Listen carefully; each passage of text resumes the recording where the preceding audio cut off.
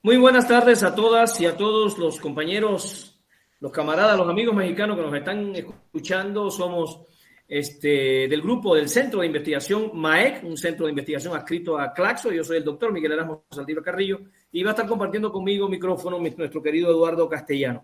Hoy vamos a tener el gusto, el gustísimo, el placer de presentar a dos doctores cubanos de la provincia de Holguín, Cuba, la ciudad de los parques, la ciudad de la poesía, una hermosa ciudad a la que los estamos invitando.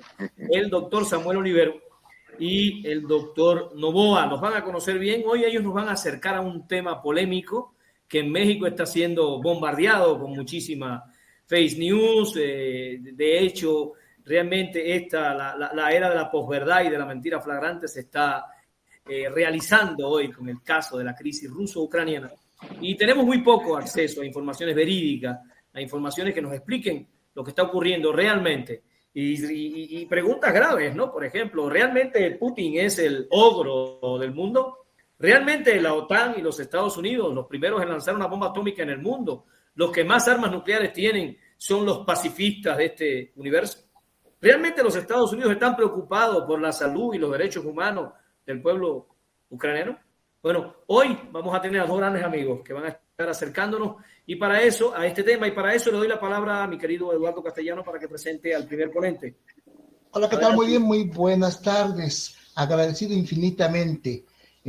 Como decía Miguel, sí, lamentablemente, ustedes conocen la realidad mexicana, estamos capturados, somos rehenes del manejo de información mediático por una serie de compañías que son muy afines a las políticas expansionistas norteamericanas y sí, lamentablemente prevalece una opinión bastante equivocada con respecto a las causas, las realidades y los posibles desenlaces que tenga la crisis ruso-ucraniana. Queremos agradecer enormemente al tener a dos compañeros de la República, que es el único país que no tiene analfabetas, la República Hermana de Cuba, y que tendrán ellos una opinión muy valiosa porque son hombres que tienen formación dentro del área de las ciencias sociales, particularmente de la historia. Me permito presentarles al doctor Samuel Quirino Oliveros Calderón. Él es profesor titular de la Universidad de Holguín, doctorado en Historia Moderna y Contemporánea por la Universidad Estatal de San Petersburgo, especializado en Historia Moderna y Contemporánea de América y Pensamiento Social Latinoamericano, profesor de Historia Moderna, Contemporánea de América en la Universidad Nacional Autónoma de Managua, Nicaragua, en el año de 1988. Asesor de la misión Sucre para la graduación y posgrado en el Estado Mérida, República Bolivariana, en la República Bolivariana de Venezuela, entre el año 2005 al año 2007. Profesor visitante extranjero en la Universidad Federal de la Integración Latinoamericana, UNILA, del año 2015 al año 2019, miembro de la Unión de Historiadores de Cuba. Ese es un resumido currículum del doctor Samuel, quien agradecemos enormemente su participación y le cedemos la palabra. Doctor Samuel, tiene usted la palabra. Bienvenido. Bien, muchas gracias por la invitación que me han cursado. Bueno, ya que empezaron por el currículum, tengo que decir una cosa. A lo mejor mi compañero Miguel Erasmo no lo sabía. Yo hice el doctorado en la antigua Unión Soviética, precisamente en Leningrado, que hoy es San Petersburgo. Se le cambió el nombre. No siempre se llamó San Petersburgo. Primero se llamó Petrogrado, después Leningrado y finalmente San Petersburgo. Se le quitó el nombre de San Petersburgo en la Primera Guerra Mundial porque Alemania participó en la guerra contra Rusia. Y los rusos, como una de las sanciones de oro, le quitaron el nombre de San Petersburgo y le pusieron Petrogrado. Estudié ahí y era el director del Departamento de Extranjeros de esa universidad. Aquí sería como director en español de Relaciones Internacionales. Una persona muy comunicativa. Allí no solamente estudié yo, estudiamos muchos latinoamericanos, mexicanos, brasileños, colombianos, de todos, españoles, inclusive del primer mundo también, ingleses, japoneses, coreanos, en fin, eran 20.000 extranjeros, estudiamos casi 20.000, cerca de 20.000 extranjeros. Es decir, yo no lo conocía directamente, solamente lo vi, una persona muy comunicativa, él tiene esa característica, ¿no? Entonces, digo esto porque Es la época esa de mi formación del doctorado. Yo quería señalar algunas cosas generales sobre esta problemática de la crisis ucraniana y el problema que se nos ha presentado. Perdón. Doctor Samuel, se silenció su micrófono, por favor, si lo puede activar. No se escucha.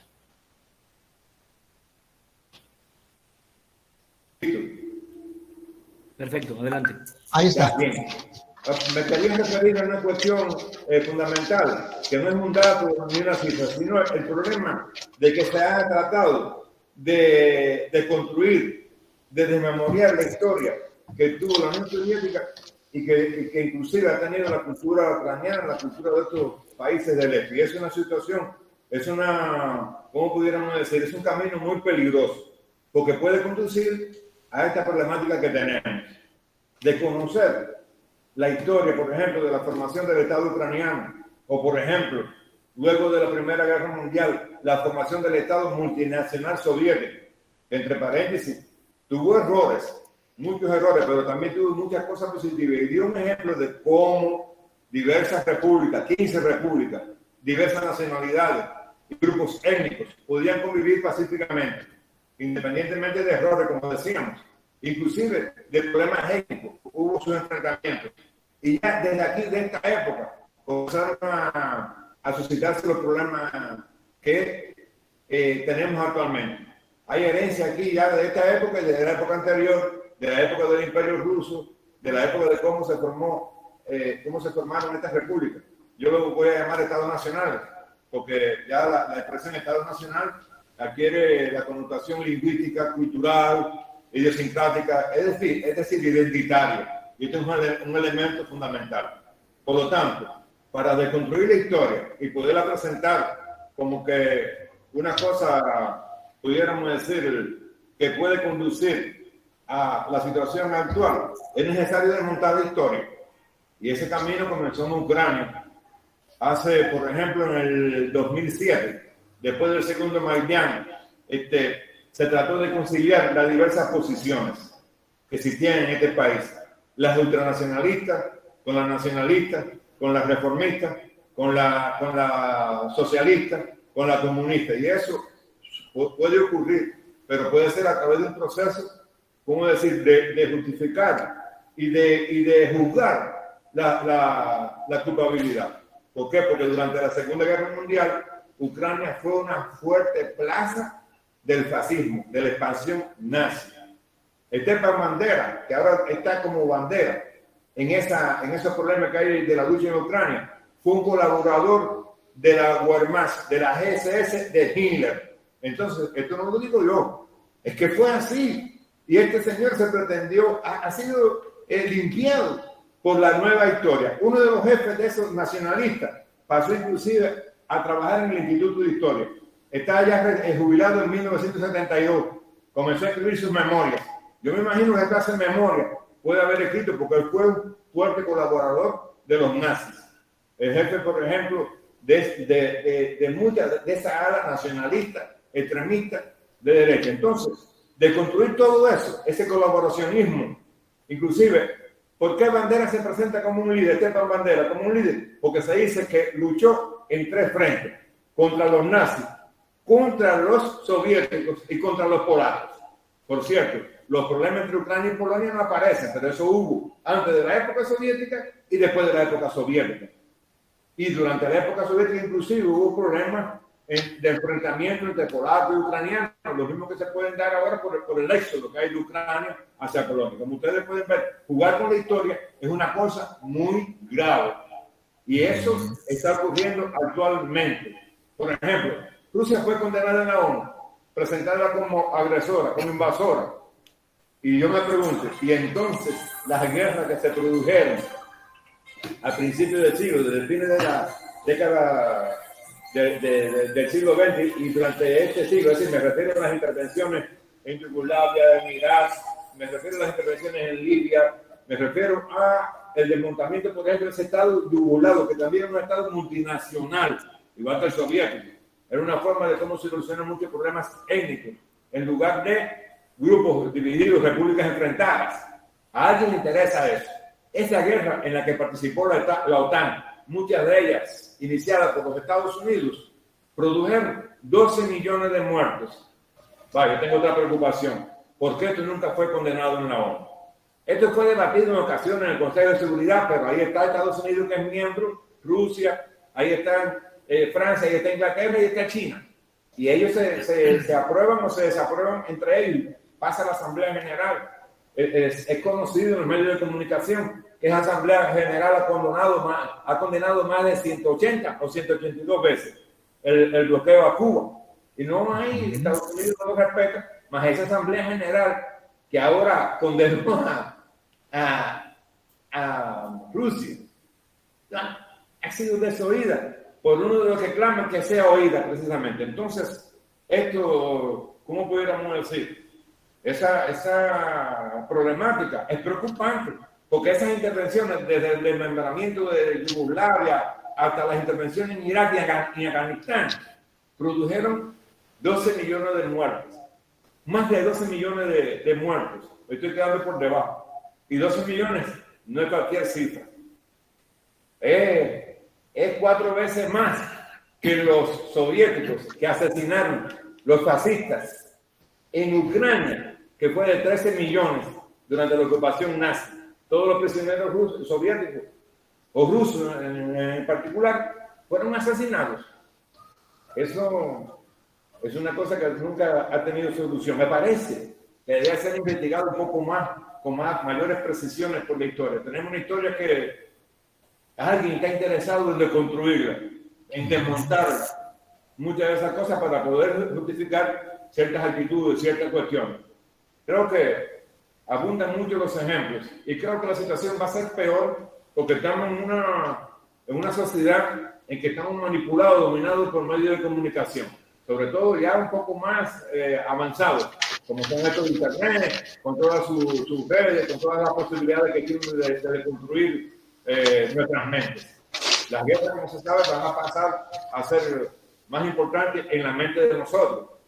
Va a ser el campo de batalla, porque ya está probada la eficacia de la desinformación, de la fake news, de las cosas manipuladas.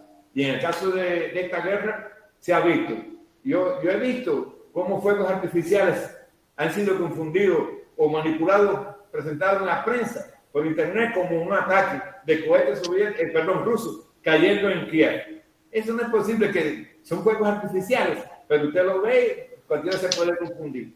Un cohete cuando cae, yo no quisiera que cayera ninguno, pero la polvareda gris y negra supera. Y ve, fuegos artificiales que uno ve en muchos sitios de internet, para poder condenar, para poder que usted en su mente pueda rechazar la posición adoptada por Rusia, que entre paréntesis, a mi parecer, fue empujada por la actitud de la OTAN, de la Comunidad Económica Europea, a adoptar esa posición ante los problemas que se habían producido allí en la parte este de Ucrania, en la población rusa, que, como conocemos, tiene una historia de establecimiento allí. Ese otro problema al que nos enfrentamos, el Estado Nacional, sus fronteras, son, ¿cómo pudiéramos decir? Son, como decía Febrero, son hechas no por la identidad, no por lo real, sino por el corazón de los hombres, por la mente de los hombres. Son fronteras establecidas a capricho. Entonces tenemos muchos ejemplos de esas fronteras que no son las reales. Como conocemos, ahí hubo muchos cambios entre la Primera y la Segunda Guerra Mundial en esa área, entre la frontera ucraniana, polaca, tanto antes de la Primera Guerra, durante la guerra, por el desmembramiento de los imperios europeos, incluyendo el ruso, después por la existencia de la Unión Soviética, luego por la agresión fascista. La frontera, pudiéramos decir, como dicen acá en el sur de América Latina, eran líquidas, en el sentido de mucho movimiento. Ajá. Entonces, eso va a ser una cosa que también hay que valorar. No desde la óptica que el Estado Nacional va a desaparecer, sino desde la óptica de por qué esas son las fronteras y que la gente pueda entender que frontera de Estado obedece a una posición política, más frontera, pudiéramos decir, o Estado-nación, más bien, o la nación obedece a un problema cultural e identitario, que es superador de lo político. Y me parece, por eso yo señalaba el caso del Estado soviético, conocido como la URSS, porque era un ejemplo de cómo resolver el problema multinacional, multiétnico, independientemente de errores, como dije al principio. No quiere decir que todo fuera perfecto, tenía su problema. Solo que esa experiencia no es manejada. Y yo invito a cualquiera a leer la literatura sobre esta cuestión, sobre el Estado, sobre su evolución, sobre sus posibilidades, para que ustedes vean que el ejemplo de la URSS no es trabajado. No. Él dio ejemplos de cómo resolver los problemas. Aquí en América tenemos ejemplos de cómo resolver esos problemas. El Estado boliviano es un Estado multicultural, es un Estado multinacional, es un Estado en el cual tiene más de 37, me parece, idiomas oficiales. Ahora, lo que no puede ser es que un Estado sea multicultural y tenga un solo idioma oficial y usted no pueda hacer un trámite. Yo lo digo como una cuestión, porque yo he visto estos ejemplos también. Estado multicultural y resulta que nada más tiene una sola lengua oficial. Bueno, esto también es un problema ahí en aquella zona a la cual estamos haciendo referencia. Hay quienes se han brindado para borrar el ruso de Crimea, siendo Crimea un territorio ruso, con identidad rusa, independientemente que vivan otros allí, ucranianos que no sean rusos, o que no se sienten como rusos. Hay inclusive quien se ha brindado para llevar a cabo una campaña del lenguaje, para erradicar el lenguaje ruso allí, en aquella región, cosa que yo fue muy difícil, porque nos estamos refiriendo a un problema identitario. Como ustedes pueden ver, aquí van a chocar los intereses nacionales, los intereses culturales, identitarios, con los intereses de las grandes potencias, los intereses con un bloque militar como la OTAN, para nada defensivo, ofensivo, causante de muchas guerras, participante en muchas guerras y en muchos crímenes que se han cometido que no han sido juzgados nunca ni condenados. Y ese sí es un problema. ¿Por qué? Porque hay quienes consideran que de verdad está predestinado por la divina providencia para resolver los problemas sin ser juzgado. Y eso no va a conducir a ningún camino. Es una situación difícil que tenemos en el siglo XXI. Aun cuando pensaríamos, estamos en el siglo XXI, en la época de un gran desarrollo. Más, miren las dificultades que tenemos. ¿Existe ese gran desarrollo? Ciertamente. ¿Existe ese grado avanzado de la ciencia? El hombre ha sido capaz de conocerse a sí mismo y de resolver muchos problemas. Sin embargo, miren lo que tenemos actualmente en nuestros días. Eso es del siglo XX, eso es del siglo XIX. Se produjo la guerra de Crimea, se produjo la guerra en los Balcanes, se produjo la Primera Guerra Mundial, la Segunda Guerra Mundial, la desintegración de Yugoslavia. ¡Wow! ¿Cuántas guerras e intervenciones? Independientemente de que el hombre ha ido avanzando, la cultura ha ido progresando, la ciencia ha avanzado a pasos extraordinarios. Indudablemente estamos en una época también de revolución de la ciencia, tanto que no soy capaz aquí de presentar cuáles son los elementos esenciales de esos avances, porque para eso es una cosa muy, muy grande para esta posibilidad que tenemos ahora. Bueno, yo quisiera que no hablar yo solo, sino no sé si ustedes pudieran considerar que nos voy a presentar otras cuestiones esenciales de este conflicto, o si no sé que ustedes pudieran considerar. Estoy a la disposición. Doctor Samuel. Presentación general de estas cuestiones, de algunas de estas cuestiones involucradas en este conflicto. Muy general, pero muy precisa, doctor Samuel. Miren, yo como mexicano quisiera rememorar al menos 4 ideas de lo que usted expuso. De entrada, por ejemplo, todos esos cambios de nombres de ciudades que se pusieron durante la Revolución Soviética, aquí no se han difundido demasiado. Aquí solamente conocemos que McDonald's ya también se vende en la Plaza Roja de Moscú. Y esta serie de avances que el capitalismo tiene sobre Rusia. Pero sí es importante, dice usted una idea que alguien está interesado en desmontar la historia. La historia. Sí, en los últimos 30 años de expansión de la OTAN, usted comenta que se han cometido un verdadero genocidio, pero poco se difunde al respecto. 182 condenas de la ONU al bloqueo de Cuba y no tienen efecto. Y hoy la ONU también, y también los organismos, los corifeos, se unen a la condena de Rusia como un país agresor, pero usted hace una muy buena caracterización. Está la identidad cultural como un lazo más fuerte que los políticos. y que esto sería importante entender la propia historia que tuvieron estas 15 repúblicas de lo que fue la Unión de las Repúblicas Socialistas Soviéticas, que no solamente fue un enlace tipo económico y político, sino también hay un lazo identitario, cultural, y lo han identificado de tal manera que se han impulsado estas campañas para desaparecer el ruso en estas regiones.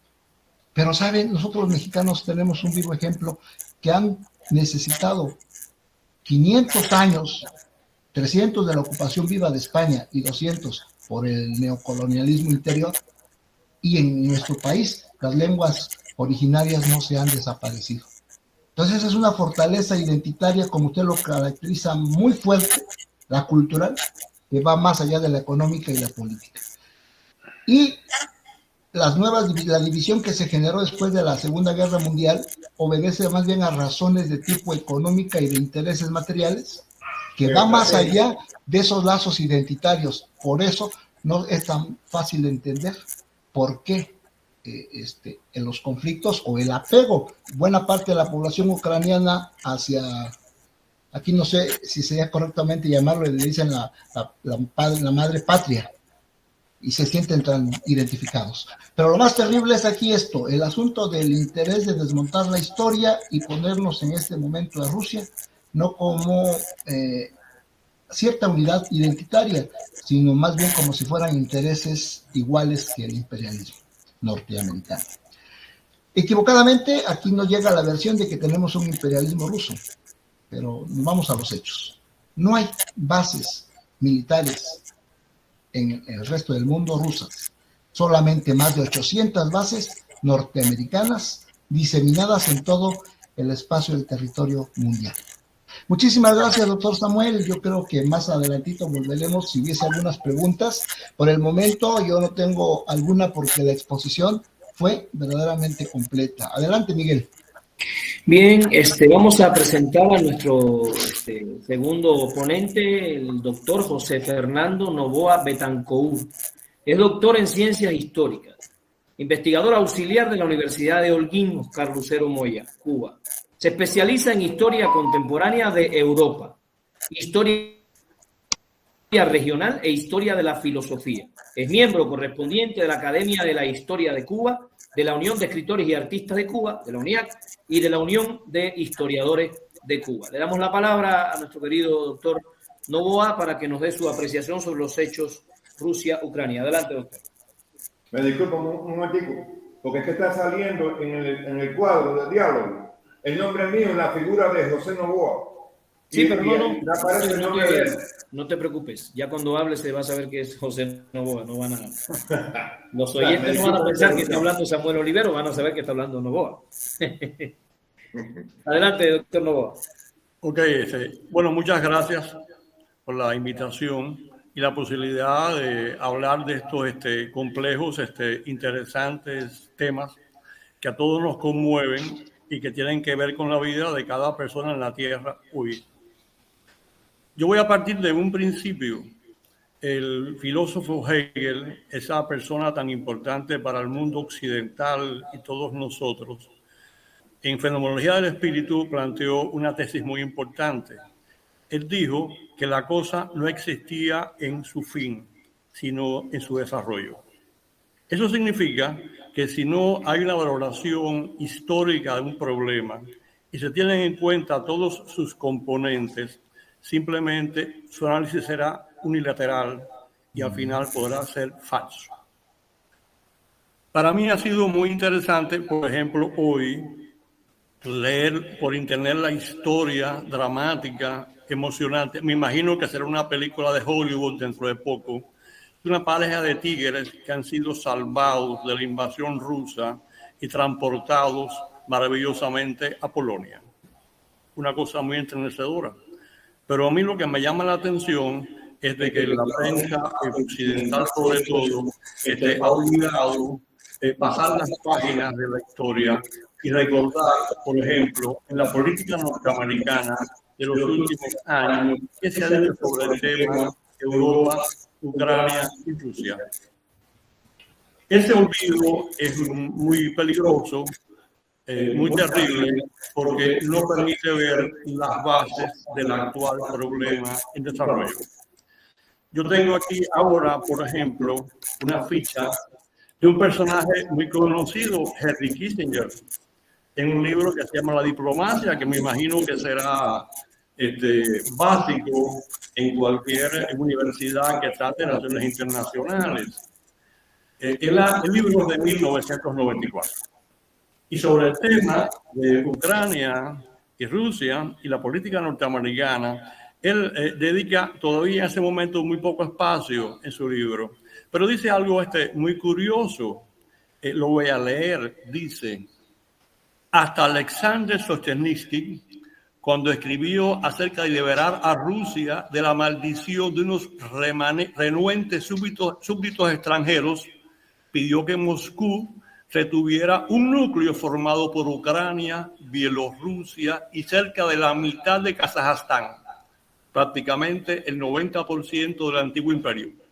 En el territorio de la ex Unión Soviética, ni todos los anticomunistas son demócratas, ni todos los demócratas se oponen al imperialismo ruso. Bueno, no he visto ahora a nadie de la prensa occidental furibunda recordando a Alexander Solzhenitsyn sobre una posición particular de esta importante personalidad de la cultura y de la política muy amada en Occidente sobre el tema de las relaciones entre Rusia y Ucrania históricas.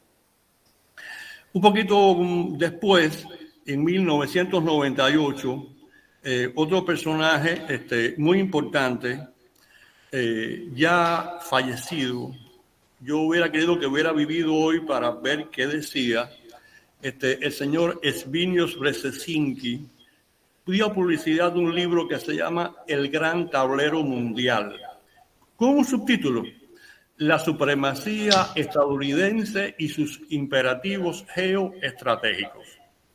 ¿Y qué dice este personaje en este libro que cualquier persona, cualquier mortal lo puede descargar en inglés o en español fácilmente en internet y leerlo? Sobre este tema, él dice algo que hay que tener en cuenta para profundizar en las razones de este conflicto. Como ha dicho Cuba recientemente en su declaración en Naciones Unidas, hay que ver la historia de todas las partes, todos sus intereses en este conflicto para poder tener una valoración más sopesada y realmente adecuada. Brzezinski dijo: Ucrania, un espacio nuevo e importante sobre el tablero euroasiático, es un pivote geopolítico porque su propia existencia como país independiente ayuda a transformar a Rusia. Sin Ucrania, Rusia deja de ser un imperio euroasiático. Una Rusia sin Ucrania podría competir por un estatus imperial, pero se convertirá en un estado imperial predominantemente asiático, más susceptible de ser arrastrado a extenuadores conflictos con los países del Asia Central recientemente salidos de su letargo. Sin embargo, si Moscú vuelve a hacerse con el control de Ucrania, con sus 52 millones de habitantes y sus importantes recursos, además del acceso al Mar Negro, Rusia volverá a contar automáticamente con suficientes recursos como para convertirse en un poderoso Estado imperial por encima de Europa y Asia. La pérdida de independencia de Ucrania tendría consecuencias inmediatas para Europa Central, al transformar a Polonia en el pivote geopolítico de la frontera oriental de una Europa unida. Miren qué interesante. Y más adelante él dice en su análisis: ¿hasta dónde debería llegar la ampliación hacia el este de la Unión Europea? ¿Y debería coincidir los límites orientales de la Unión Europea con la frontera oriental de la OTAN? Como pueden apreciar, estos problemas definidos en política es un poquito más antiguo que el actual huracán que conmueve a Europa y hace peligrar la paz del mundo y la vida de todos nosotros. En este interesante libro, él termina definiendo la importancia para Estados Unidos del siguiente eje. Estoy mirando ahora el mapa que publicó este libro: Francia, Alemania, Polonia y Ucrania, que son partes importantes en este actual conflicto. Yendo un poquito más a la cercanía, hay un libro muy escandaloso, que es el libro que todo el mundo leyó inmediatamente, que es de John Bolton, La habitación donde todo sucedió, una memoria de la Casa Blanca del 2020. Hay que volver a leer a Bolton.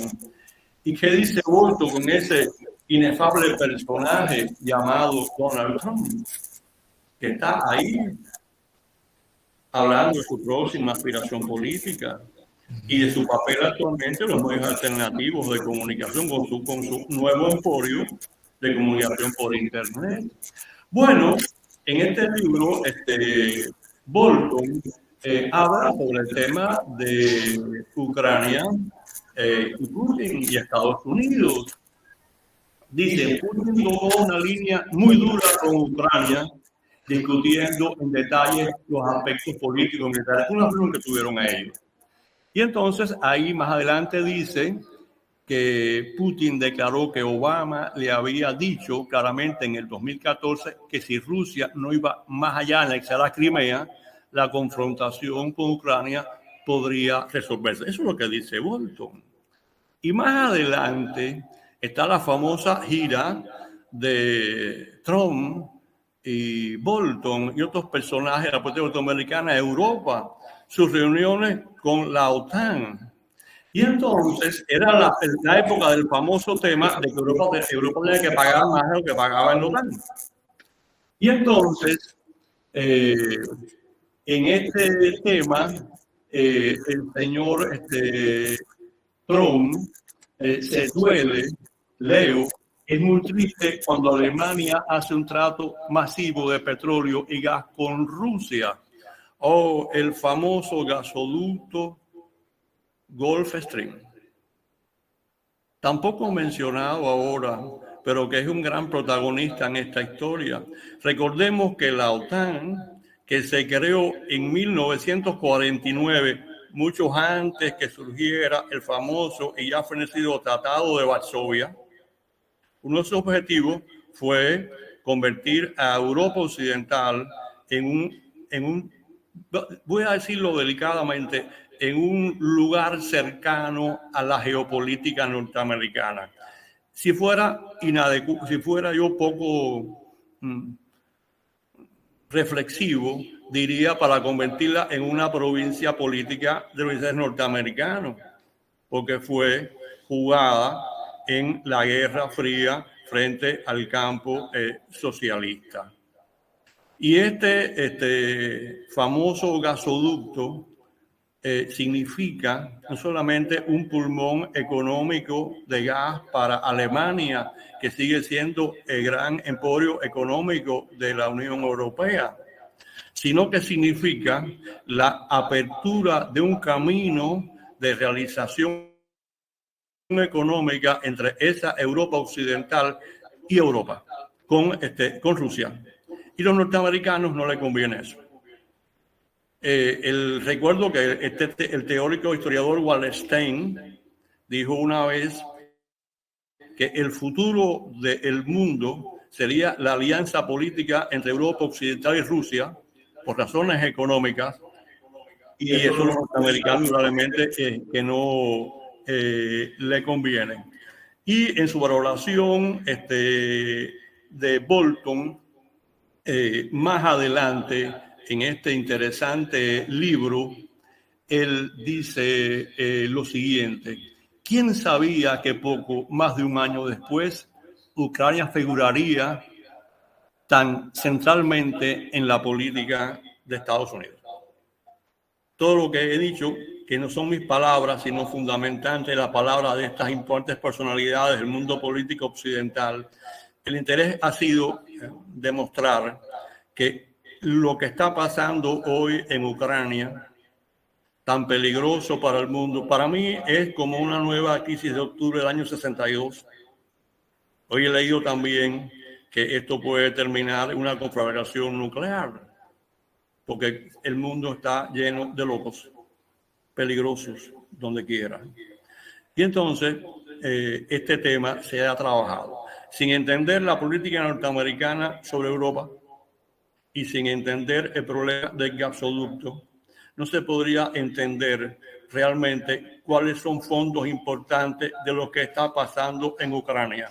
Porque hubo un Maidán, porque Europa Occidental apoya un gobierno de razones neonazis hoy en Kiev. Bueno, yo recuerdo de que a Franco se le acusaba de fascista, entre otras razones. Esto pregúntenlo al pueblo catalán, porque el catalán fue prohibido, solamente se podía hablar castellano. Yo he estado en Barcelona y he escuchado a los catalanes dolidos hablar de esa historia. Y entonces ahora el gobierno de Kiev prohíbe el ruso. Solamente se puede hablar ucraniano, cuando debe ser un país bilingüe, como mínimo, las dos lenguas, porque tienen una historia común y hay población común entre ambos. Para terminar esta parte, voy a recordar que hace 80 años la población norteamericana vivió una experiencia muy dramática. Era la época de la radio. Y entonces comenzó a difundirse las noticias de que los marcianos desembarcaban en Estados Unidos, los marcianos con un rayo verde mataban. Eso colocó una historia. Después se supo que solamente el gran novelista, periodista y escritor H.G. Wells, su novela La Guerra de los Mundos, la había convertido de novela en un noticiario y la había divulgado por la radio como noticias. Y la gente creyó que esa era la verdad. Y hoy vivimos como la experiencia de Wells. Hay mentiras que se divulgan como verdades y se olvidan la historia que he mencionado. No se habla del libro de Brzezinski, que debía ser un libro de pan comido por todos los historiadores y políticos. Y entonces se ponen los siguientes carteles: invasión, dictadura, como dice el profesor Samuel, muerte, peligro para el mundo. Y olvidamos todo lo que las personas, y como dijo el doctor Samuel, han provocado: la Primera, la Segunda Guerra Mundial, la Guerra Fría, la destrucción de Yugoslavia. Esas mismas personas que quieren destruir el Estado sirio, que masacran todos los días al pueblo palestino. Entonces eso no merece una declaración de Naciones Unidas, eso no merece un pacto mundial, eso son cosas de segundo orden. Cuando uno ve eso, entonces uno recuerda, y con eso termino, unas palabras de 1943, cuando aquel comunista y antifascista checoslovaco llamado Julius Fusik, en su desgarrador testimonio que se llama Reportaje al pie de la horca, termina exigiendo: hombres, estad alertas. Gracias. Adelante, Samuel. Yo quería, ¿me está escuchando? Sí. Hay cosas que también preocupan en relación a lo que el profesor nos planteaba. Abre tu micrófono, Samuel.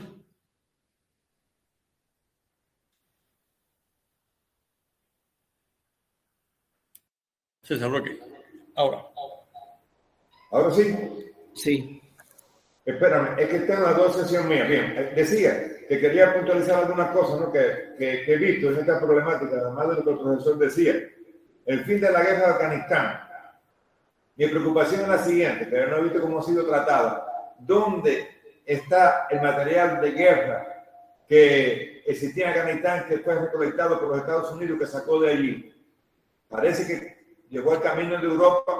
En Europa me parece que fue reciclado gran parte de este material y enviado a Ucrania. Ucrania de momento empezó a recibir grandes toneladas, cargamentos de armas, porque se estaba preparando este problema y por lo tanto había que armar a esos grupos nacionalistas, a esos grupos antirrusos, a esos extremistas de derecha, que no estoy diciendo que sea el ejército ucraniano, no, me estoy refiriendo a que tienen toda una historia de aquellos colaboracionistas, antisoviéticos, nacionalistas, etcétera, ¿no? Entonces ese es un problema que no está claro. Esa cantidad de armamento que los Estados Unidos pudo inmediatamente poner allí en Ucrania, la gran tonelada. Otro caso, el caso del gasoducto que viene por el Báltico, el Nord Stream 2, llamado, que fue desertificado por los alemanes para que no entre en funcionamiento. Realmente él no iba a entrar en funcionamiento hasta junio. Por lo tanto, yo lo puedo desertificar ahora de que no va a funcionar y a fines de mayo volverlo a certificar y va a llegar el gas a Alemania. Pero me parece que todavía el invierno allí está un poquito crudo. Un invierno sin gas es como tomar un café o un té sin azúcar para nosotros. Ahora, el otro gasoducto que pasa por Ucrania fue desactivado, que es el que está llevando gas a Europa. Me parece que no fue desactivado. Sigue funcionando. Es decir, Rusia no ha cerrado la llave y los europeos siguen recibiendo ese gas. Solo que había la otra variante que llegaría directamente a Alemania. Son problemas geopolíticos. Además, hay otra cosa. Los grandes bancos, grandes capitales, en el caso ruso, no todos han sido sancionados. Gazprom fue sancionada porque se le dijo que no fue autorizado la apertura del Nord Stream 2, pero es que él iba a comenzar a funcionar en junio. Y estamos todavía, esto fue en febrero, estamos a principios de marzo. Tenemos tiempo de echarlo a funcionar, de certificarlo. Entonces, como ustedes pueden ver, por eso es que nosotros siempre nos referimos que hay un problema de desmontar la historia, de desconocer cosas, de tergiversar y de presentarlas de otra manera en nuestras mentes. Prácticamente nos vamos a convertir en un rehén de tales actitudes, de tales posiciones. Al final el profesor se refirió también al problema identitario, cultural. Yo inclusive lo había ampliado con el problema lingüístico. ¿Por qué? Porque ya hay quien se ha propuesto, inclusive tiene el financiamiento para ir allí a Crimea y supongo que también a Lugansk, al Donbass y al Donetsk y alfabetizar a las personas en la lengua ucraniana para desechar el ruso. Me parece que es una cuestión muy difícil. ¿Por qué? Porque es un problema identitario, es un problema cultural. Eso no es posible. Te puede aprender una segunda lengua, una tercera, una cuarta, sin problema ninguno. Pero borrarlo en la mente, bueno, ya hay quien se ha propuesto, hay inclusive los planes de participar en ese proceso de desculturación en aquella área. Es decir, unido al fenómeno económico, al fenómeno político, geoestratégico también, va a haber una ofensiva cultural. Y ya comenzó, la primera fue desmontar la historia. Y ahora hay que complementarla con otras cuestiones bien aderezadas por aquellos que tienen un recurso para poder nublar las mentes. Muy bien, Samuel. A partir de lo que nos estaba explicando Novoa, yo recordaba la postura de Charles de Gaulle. Recuerden que Charles de Gaulle tenía precisamente esta visión que nos explicó Novoa de una Euroasia, ¿no? de Rusia integrada con Europa. Desgraciadamente, la historia, lo que ocurrió fue que los Estados Unidos, alquilaron a Europa para defender sus intereses y con todo y el Atlántico por el medio han tenido mucho más fuerza para atraer a Europa que lo que debería naturalmente ocurrir, porque lo que debería naturalmente ocurrir es que Rusia entrara en una relación con Europa favorable para el planeta, en primer lugar porque están ahí, porque están uno del lado de otro. Y eso no ocurrió. Yo quiero hacerle una pregunta a los dos. Putin decide, el gobierno ruso, el pueblo ruso y su presidente deciden entrar en Polonia a defender los intereses de los ciudadanos rusos que están allí, ¿no? Pero hay otra cara de la moneda también. Como ustedes mismos han explicado, el hecho de que Putin entre en Polonia es un golpe fuerte a los intereses de Gringolandia, ¿no? De los Estados Unidos de Norteamérica. ¿Cómo ven ustedes que, en su opinión, cómo creen ustedes que se va a desarrollar los hechos? ¿Consideran ustedes, hoy en día voy a hacer dos preguntas. Primero, ¿cómo creen ustedes que se van a desenvolver los hechos? Y segundo, ¿qué valoración tienen ustedes de la actuación política de Vladimir Putin hoy en el caso de la crisis ucraniano-rusa? Quisiera escuchar la apreciación de ambos al respecto. Comenzamos ahora invertido con Novoa y después con Samuel. Adelante, doctor Novoa. Gracias.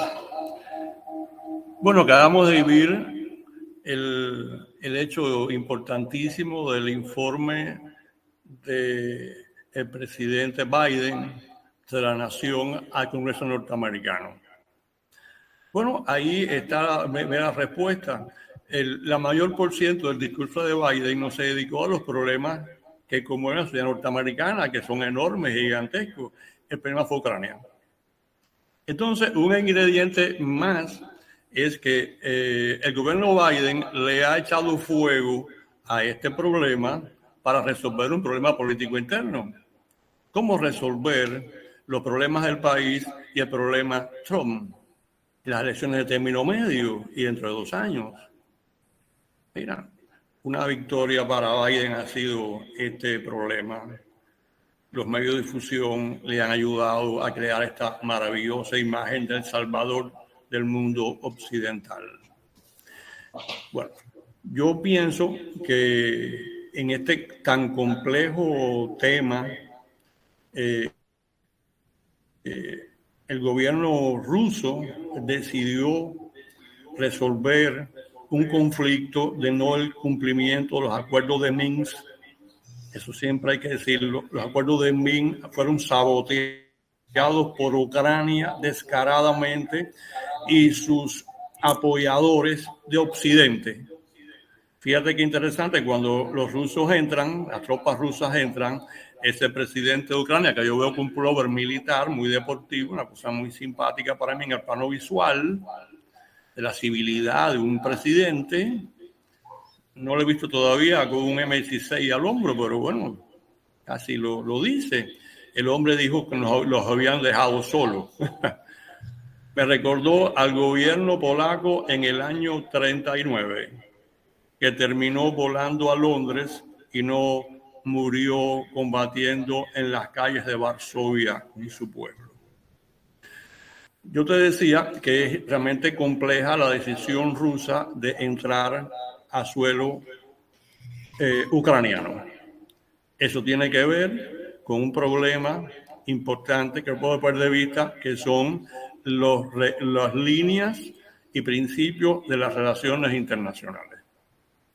Por eso Occidente no le interesa recordar las causas del conflicto, sino hablar de la invasión. La historia después juzgará dónde estuvo por Rusia lo defensivo, lo justo, y dónde pudo haber elementos no de esa categoría. Están las conversaciones ahora entre el gobierno ucraniano y el gobierno ruso.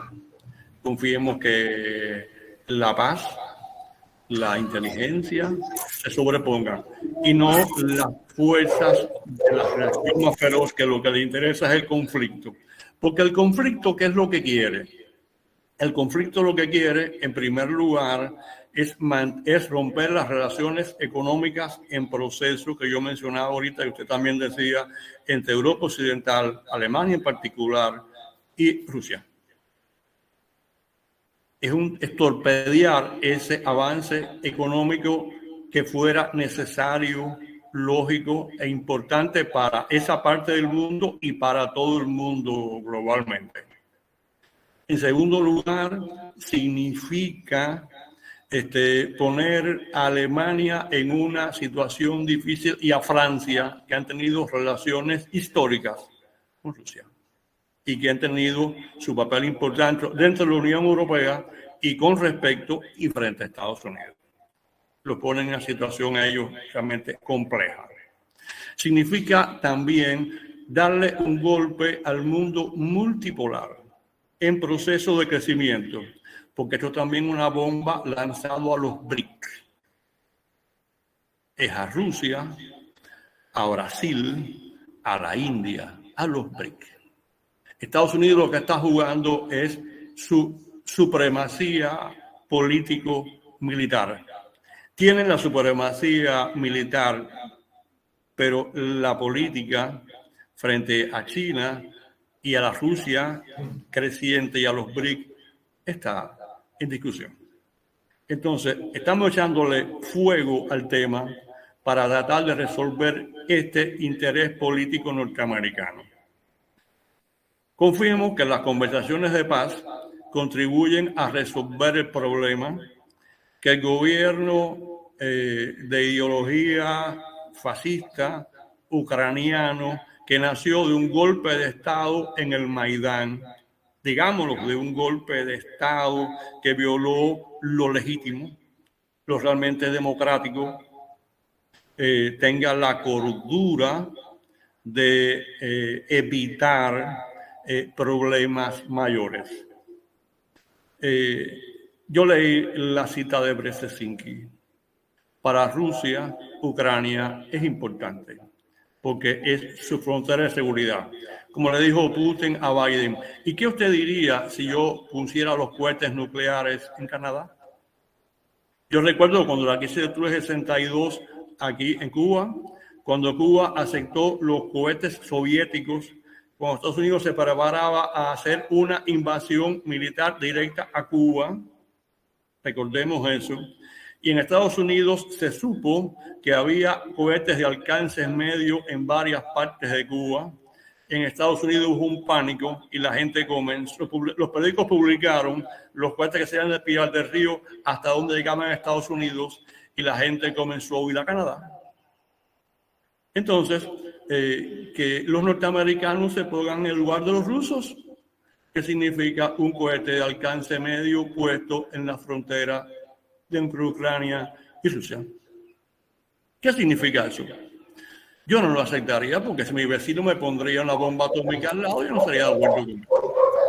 Entonces, por tanto, los antiguos lemas democráticos de contra la guerra, por el desarme, por la paz, hoy son fundamentales. No solamente es salvar nuestras vidas, también es enfrentar a estos grupos hegemónicos que por defender sus intereses, ellos no olvidemos nunca tener un búnker donde protegerse bajo tierra, nosotros no tenemos, van a hacer cualquier cosa por defender sus mezquinos intereses. Sí, y hay algo, Novoa, que tú mencionaste que es fundamental. Es la OTAN la que se está acercando a Rusia, no es Rusia la que está acercando a la OTAN. Es la OTAN la que tiene bases y armamento rodeando la frontera rusa. Rusia no se está acercando a Estados Unidos ni está armándose para bloquear a una Europa. En todo caso, es la OTAN la que toma medidas económicas contra Cuba, no Rusia, no Cuba contra Rusia, no Rusia contra la OTAN. Estados Unidos contra Cuba, no Cuba contra Estados Unidos. Estados Unidos contra Venezuela, no Venezuela contra Estados Unidos. Estados Unidos contra Nicaragua, no Nicaragua contra Estados Unidos. O sea, esto es algo que tenemos que estar aclarando todo el tiempo porque los medios de difusión masiva, como dijiste ahorita, te convierten la verdad en la mentira en la verdad. ¿No? Y ayer estaba viendo yo un documental interesantísimo donde salieron a la calle a preguntarle a la gente quién ganó la Segunda Guerra Mundial y todo el mundo decía que los Estados Unidos. Y cualquiera que se haya estudiado un poco y se haya acercado un poco a la historia de la Segunda Guerra Mundial sabe que sin la Unión Soviética, sin el avance de la Unión Soviética sobre Alemania, no hubiese habido ni siquiera, no se hubiese habido el frente norteamericano. Ellos no hubieran entrado en la guerra. Cuando ellos entran ya todo estaba ganado, digamos, de algún modo. Pero estamos ante un mundo donde nos están manipulando la información constantemente y por eso nosotros los estamos invitando a ustedes hoy aquí. Ojalá podamos tener un segundo programa. Le doy la palabra a mi querido amigo Eduardo Castellanos, a ver si tiene alguna pregunta. Bueno, pues yo quisiera comentar que qué interesante resulta esta opinión del doctor Novoa, porque cambia totalmente el panorama. Todo lamentablemente parece indicar que se está desarrollando una agenda de los intereses norteamericanos. Norteamérica en el ánimo de minar esa posible alianza entre Rusia y Europa por la propia cercanía geográfica. Y también, como dijo el doctor Novoa en su momento, si no se analiza históricamente el fenómeno, puede ser que se cometan errores. Después de los resultados de la Segunda Guerra Mundial, el endeudamiento económico, Europa ha sido sometida y hegemonizada por el imperio norteamericano. Pero entonces la pregunta tendría, ¿cuál sería la opinión? No sé quién me lo pudiera contestar, y si existe respuesta, ¿por qué Rusia se metió en este camino? Alguien decía por allá que Rusia se vio obligada a darse un balazo en el pie, porque de no ser así, le hubieran dado el balazo o en el pecho o en el cerebro. Pero ¿cuáles fueron los errores entonces políticos, si hay alguna aproximación? ¿Por qué Rusia se dejó llevar hasta esta situación? Por favor, cualquiera de los dos que toma la palabra.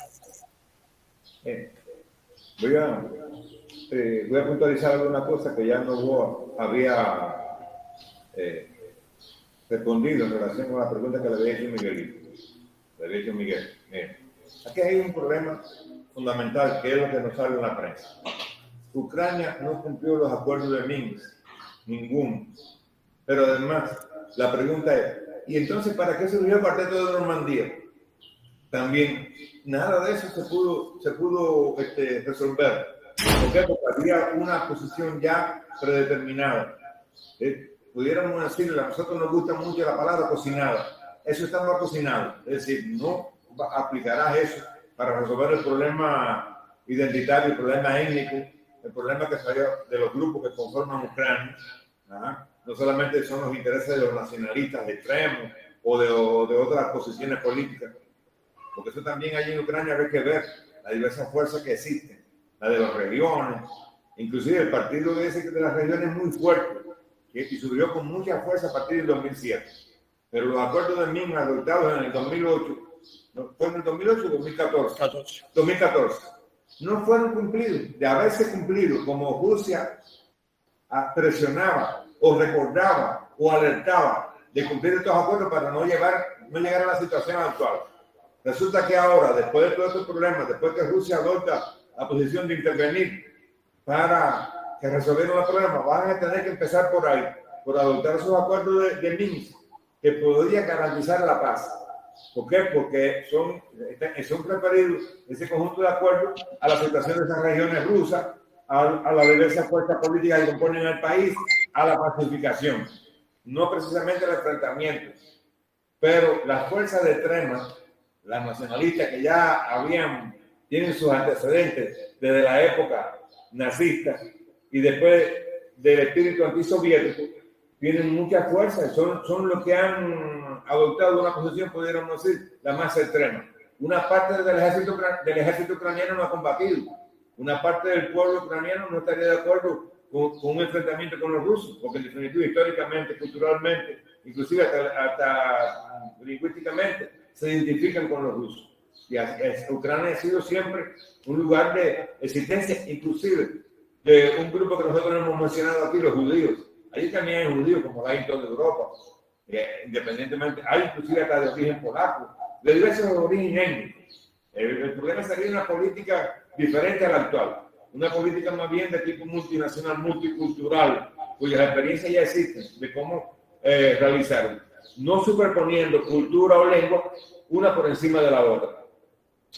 Este problema, algunos de ellos existían desde los años 20, desde la época famosa de Petruga, uno de los nacionalistas extremistas que después fue utilizado como bandera. Ajá. Cuando hablábamos del problema histórico, se trata de desmontar todo esto para poder hacer posible, potable, tal dominación en Ucrania. Realmente los norteamericanos no van a combatir en el territorio ucraniano. No. Ucrania no es Afganistán, aun cuando hay algunos elementos parecidos también. Afganistán también es complejo por la fuerza política y por la composición étnica. Bien, pero es otra cultura, no es occidental. Sé que es otra cuestión. Ahora, es un problema geopolítico. Hay intereses económicos muy fuertes con respecto al gas, con respecto, por ejemplo, también a la posición de Rusia. No olvidemos que se hizo la desertificación, es decir, la no aceptación por los alemanes de que se iniciara el Nord Stream 2, pero que en definitiva está previsto que comenzara en junio y ya hay un plan chino-ruso de un gasoducto para este gran país. No habría gasoducto que pudiera suplir esa demanda china. Entonces, compañeros, ¿qué es lo que ocurre? Se está prefigurando un eje ruso-chino muy potente que preocupa mucho a los Estados Unidos. ¿Cómo romper esto? ¿Por dónde comenzar? Y se le presentó la situación ucraniana. El profesor Novoa señalaba, y la prensa lo ha señalado también, las noticias, de que el informe de Biden del Estado de la Unión de su primer año de gestión se le consagró a Ucrania.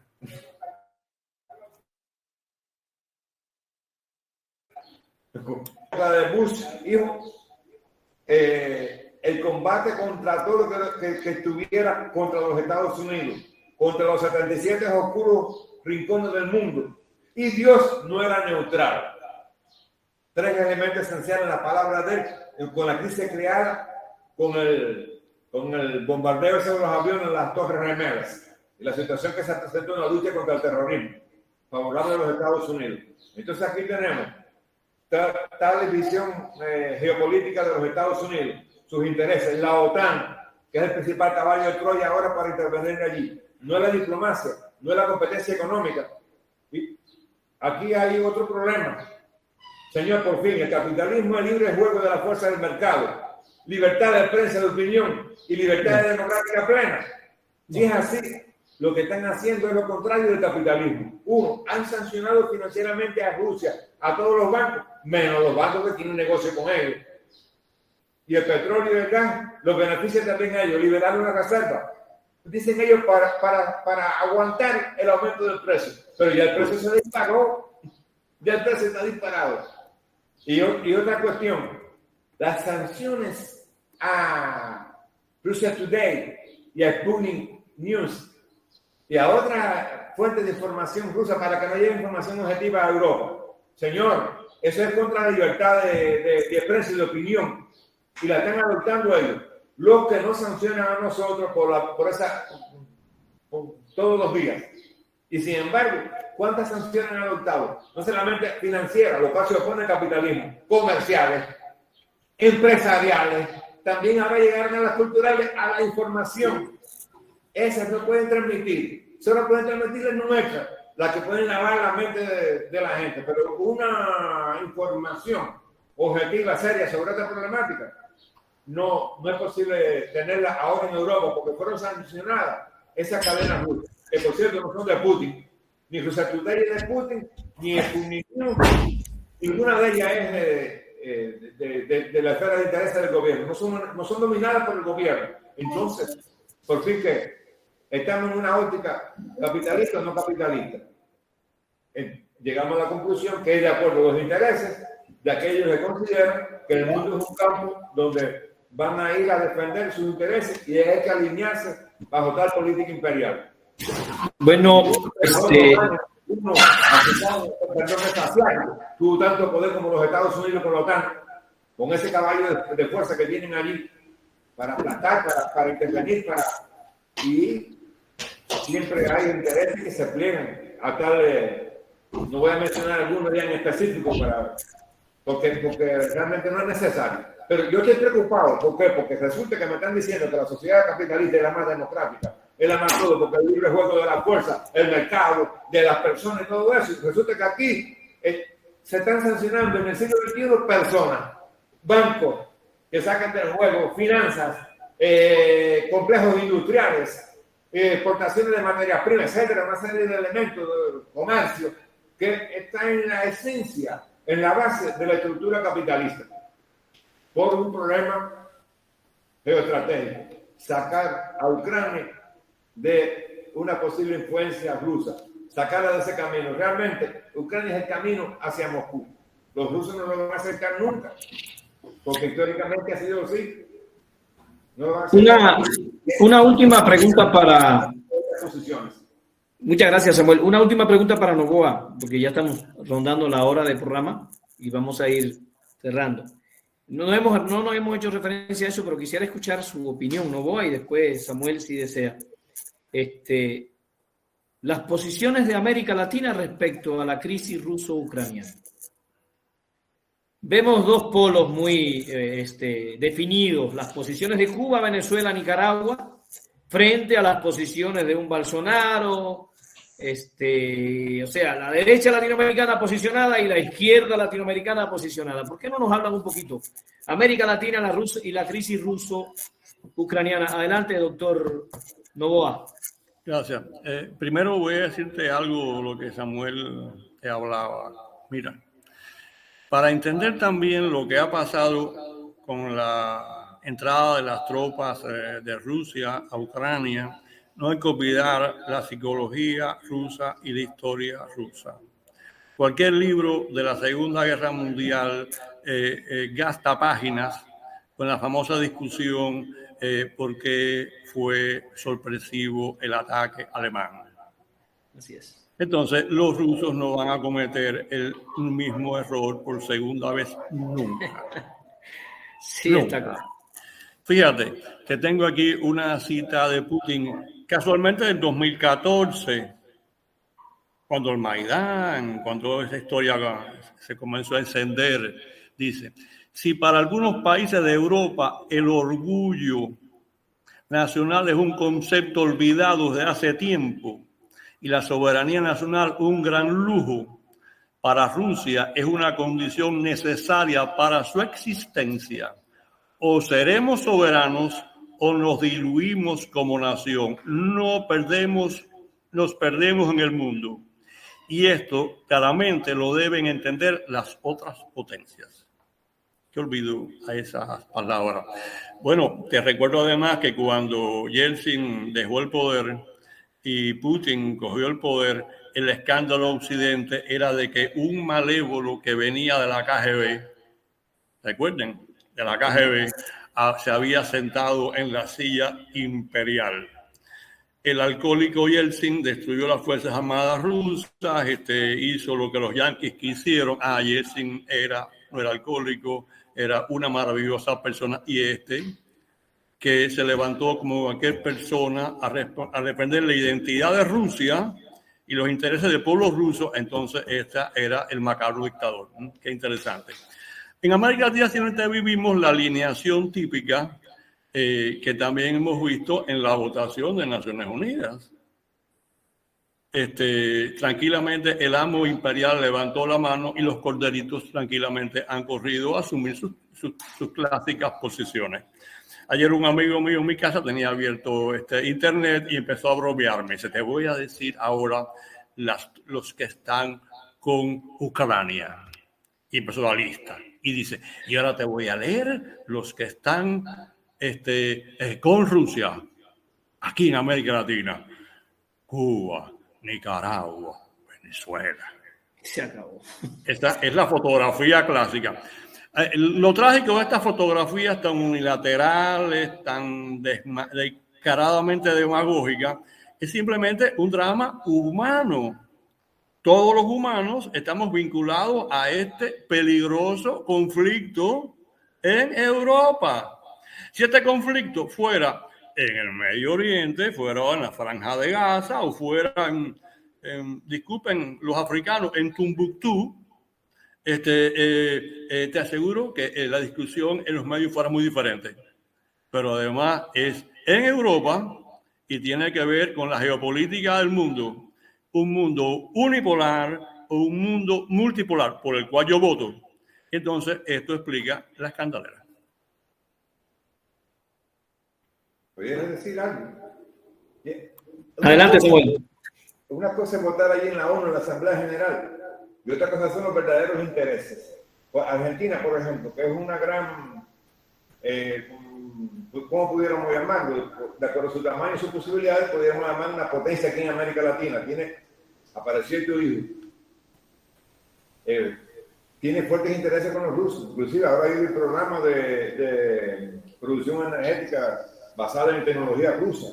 Los argentinos, el presidente pasó por allá, tiene un convenio, inclusive con el científico técnico, que lleguen hasta la salud con los problemas que generó la COVID. Y creo que también, no estoy claro si Bolsonaro votó a favor o en contra de Rusia. De todas maneras, Bolsonaro sabe que sus producciones de soya y de otra cosa tienen salida no solamente en los Estados Unidos, sino también con Rusia. Y también son importadores de productos esos de petróleo y del gas de Rusia. Son también beneficiados con muchos de esos convenios. Yo estaba en Paraguaná cuando los Estados Unidos habían sancionado a Irán, que no permitían que comerciar y que los latinoamericanos hicieron lo mismo que ahora con Rusia. Se plegaron a esa presión de los Estados Unidos, ¿ya?, en la época de Trump. Pero los barcos iraníes llegaron allí a Paraguaná con la urea que hace falta para la soya y el maíz y cargaron esos productos allí en la bahía de Paraguaná. Eso es allá en Brasil, en Curitiba, en la costa del Atlántico. Los barcos iraníes cargaron, yo los vi, los fotografié y todo eso, esos barcos iraníes. Es decir, como tú ves, la sanción no funciona cuando se trata de eso. Y eso también va a pasar con Rusia. Porque, ¿qué es lo que ocurre? No van a poder prescindir del gas. No van a poder prescindir de eso, tienen que aceptarlo. Entonces, por eso ya Biden, además de dedicar el discurso a Ucrania, ha declarado que ellos no van a combatir allí. No es posible combatir allí porque serían problemas más graves para ellos. Hay que ver su economía, si soportaría tal contienda ante todas aquellas circunstancias. Ahora llegó Paul Sarmiento, el doctor Paul Sarmiento, que era uno de los que nosotros habíamos convocado para esta videoconferencia. Miren, entonces, ¿qué nos ocurre? Que hay ese voto en realidad no responde a los verdaderos intereses de muchos de esos países. Digo, es mi opinión, es mi modesta opinión sobre eso. Hay otros intereses. México declaró prácticamente, ¿cómo pudiéramos llamar? Neutral. Solo que el orador lo aclaró de que era una política de que se observaría y que ellos no estaban en contra de todas las intervenciones, que esa es la posición. Solamente quería... Sí, dice, como citó Novoa a Hegel, la cosa no existe en su fin, sino en su desarrollo, en su historia. Sí. Para entender la postura de México hay que estudiar su historia. Y este es un país que ha sufrido grandes intervenciones y ha sufrido grandes despojos a partir de intervenciones. Y era esperable que México adoptara una postura como esta.